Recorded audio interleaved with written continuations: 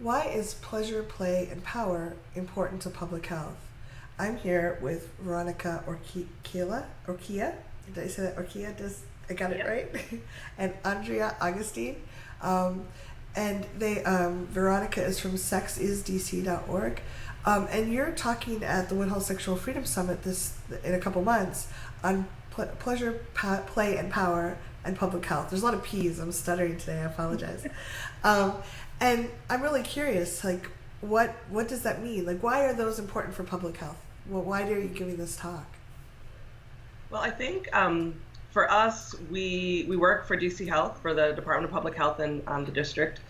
And, the typical public health prevention messaging focused around the don't do's, the risk.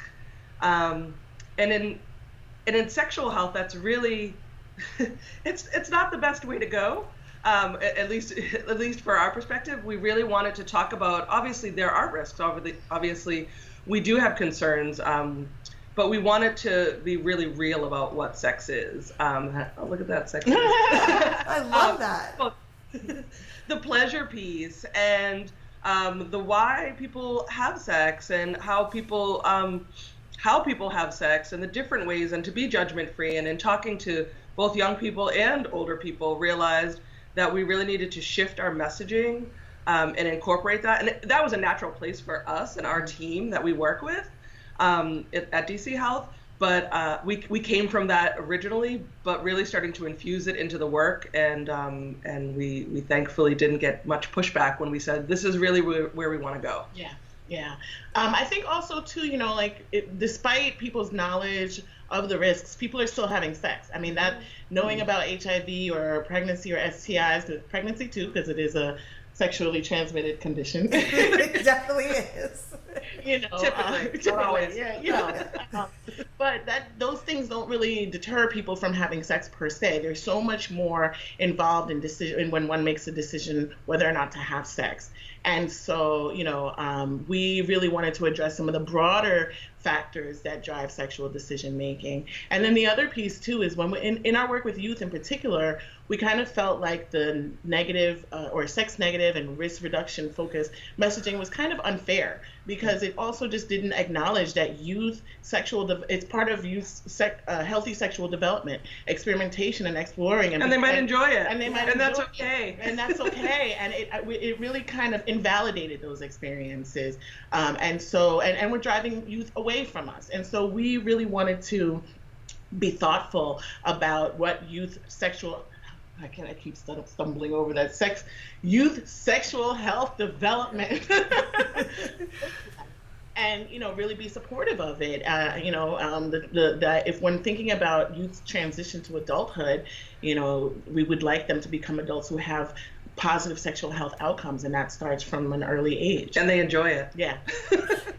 Why did you choose Woodhull as a venue to share this at? What do you like about Woodhull? I don't remember how it came across my desk, but I saw it, and I mean, Sexual Freedom Summit, that right there, just kind of the name alone. Yeah. So we usually are at, public health venues. That's usually where we present and where we share what we're doing.